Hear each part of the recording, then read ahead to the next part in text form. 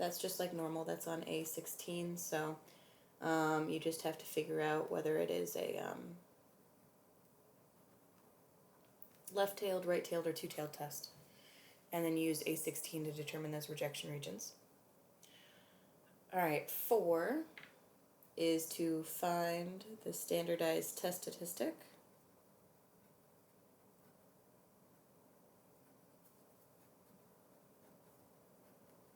And this is where the math gets gross.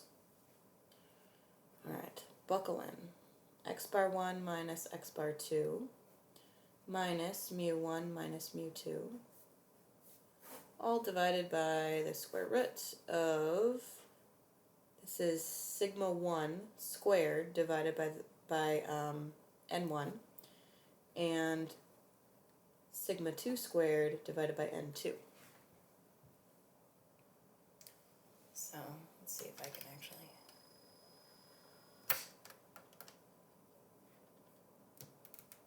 I'll go there and then zoom in on that actual formula there so you can see it.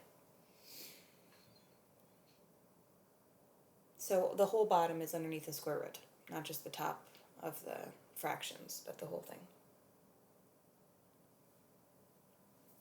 Okay.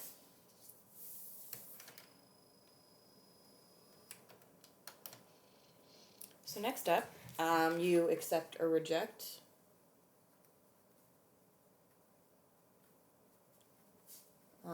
the null first, and then the claim. Remember, you reject if you're in the rejection region. And then finally, you make a statement in context. So that is just one sentence.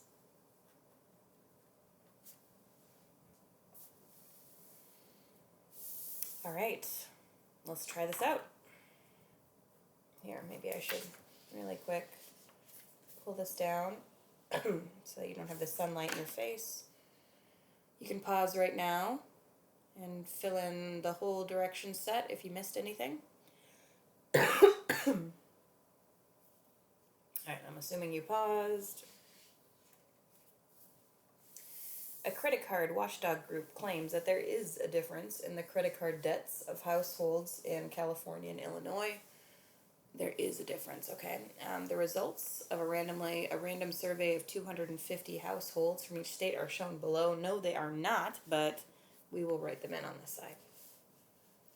So, let's see. Let's start with California. California, they did a test to see the average credit card debt, which was $4,777. That's a lot. In Illinois, the average credit card debt is $4,866. Notice that those are called X bar 1 and X bar 2.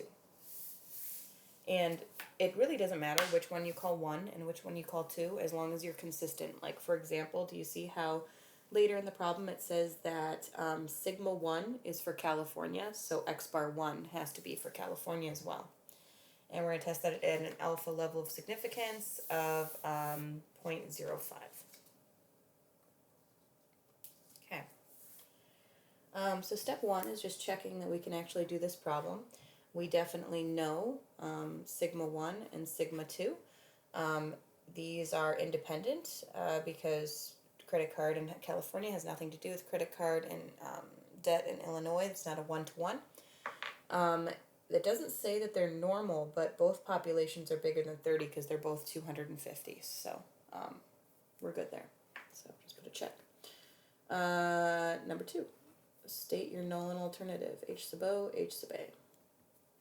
Now their claim is that there's a difference in the credit card debt, so that means that mu 1 is not equal to mu 2. That's their claim.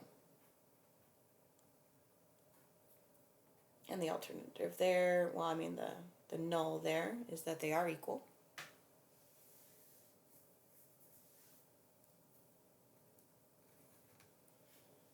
if we have more time at the end of the year, which I really don't think we will this year because you guys end pretty early. The AP test is on the 22nd, and then I think we'll just probably study for the final for a while.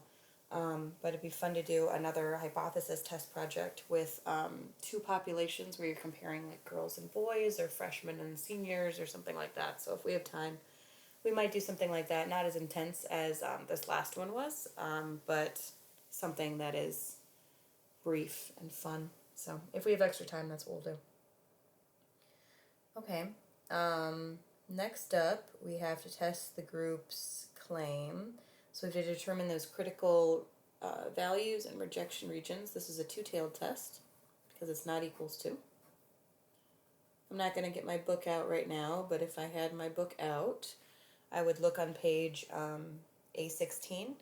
And since this is alpha equals 0.05, that means in each tail it's 2.5%. So I'd look that up in the middle of the table and find out that's negative 1.96 and positive 1.96. Those are my rejection regions in the tails. All right, 4. Got to start actually doing some math here. Okay, now something I want to go back to really quick.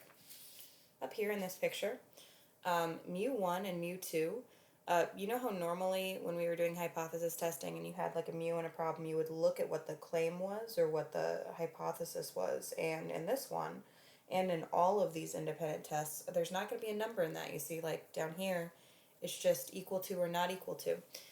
So we're assuming, just like kind of like innocent before presumed guilty, that these are equal to each other.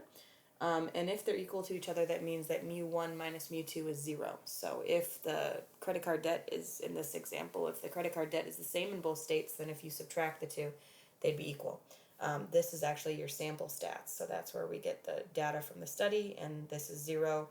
The reason why I left it in there and didn't just take it out completely because it's always 0 is because it's important to kind of relate to the x minus mu over sigma. I mean, like, this is a very complicated x and mu and sigma, but that's what they are. It's always x minus mu over sigma. And it's going to look like that. When you see the exam for the AP test, they'll have formulas that look like that, so I don't want you to be confused. All right, so x bar 1 is 4,777. Minus x bar 2 is 4,866 minus mu1 minus mu2, which is 0. Just putting that in there just to show you.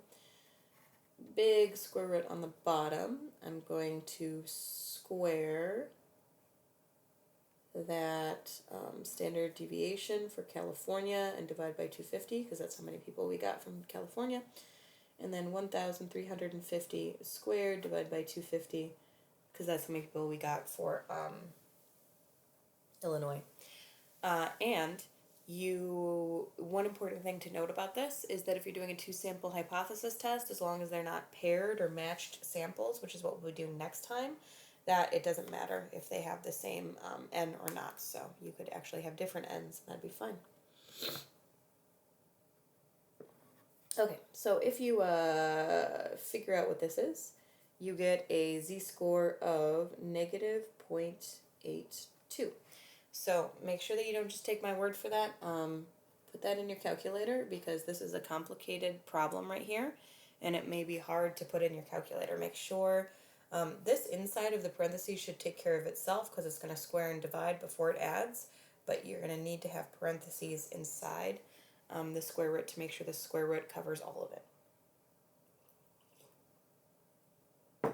Okay, now, because this fell into about there in my hypothesis, I'm going to accept the null.